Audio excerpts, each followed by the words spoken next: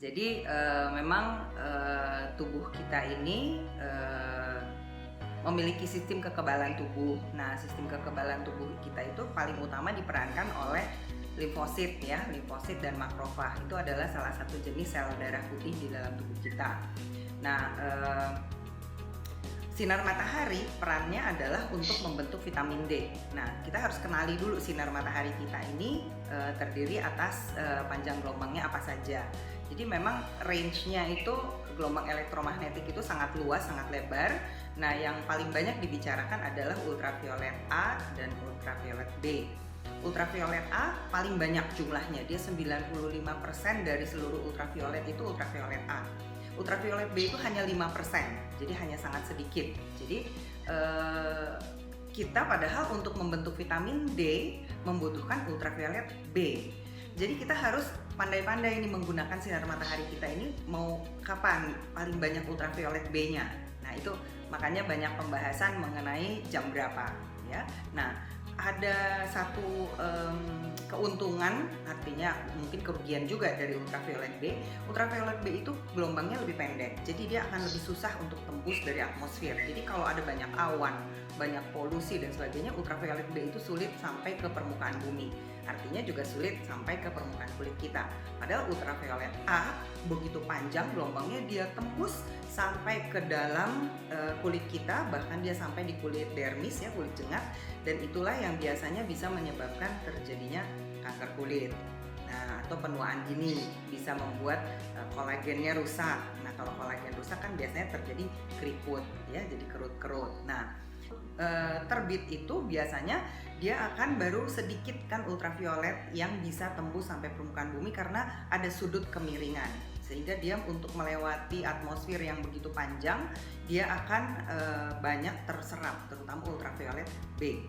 Tapi begitu dia sudah makin tinggi, dia posisinya kurang lebih 45 derajat terhadap permukaan bumi, terhadap di mana kita berdiri gitu ya. Nah, itu sudah semakin tinggi, disebut dengan UV index. Jadi indeks kekuatan dari sinar ultraviolet. Nah, ultravioletnya dua-duanya ada, ultraviolet A dan B.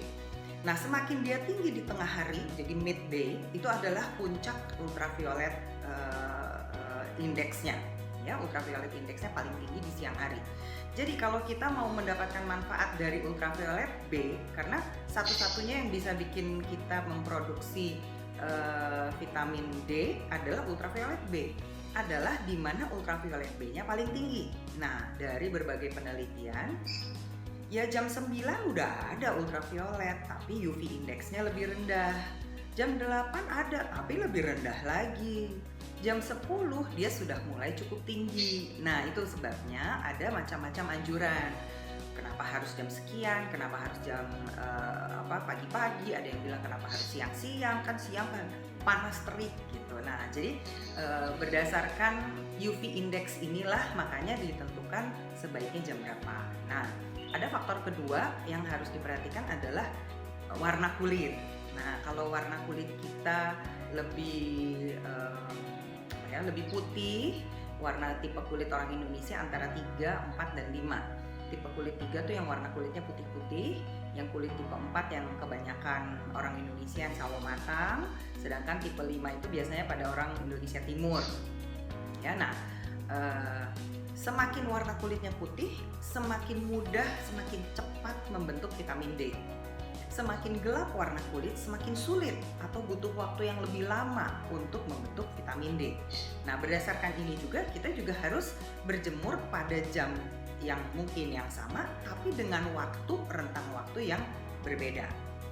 Begitu pula dengan kalau orang kulitnya gelap, berjemurnya jam 8 pagi.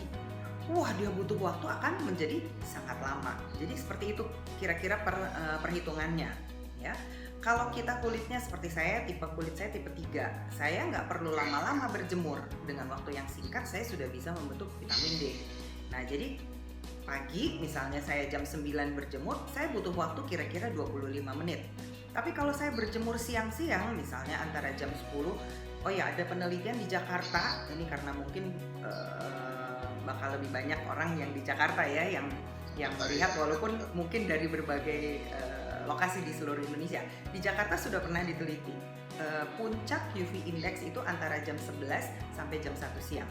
Jadi jam 11 AM sampai jam 13 ya. Jadi itu adalah puncak UV indexnya di kota Jakarta.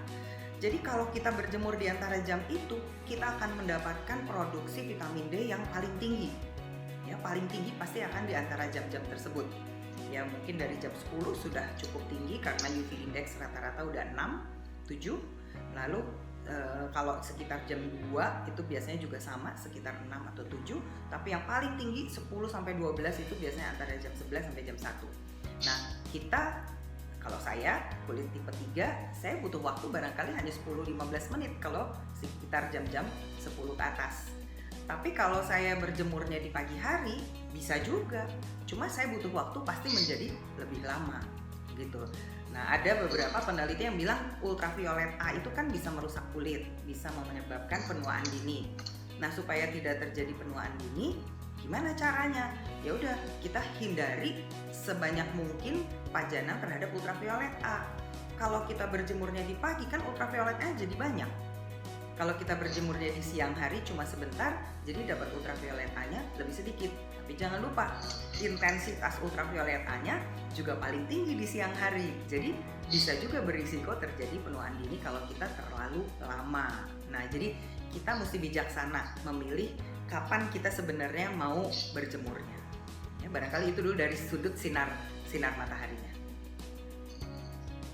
Jangan lupa subscribe ya.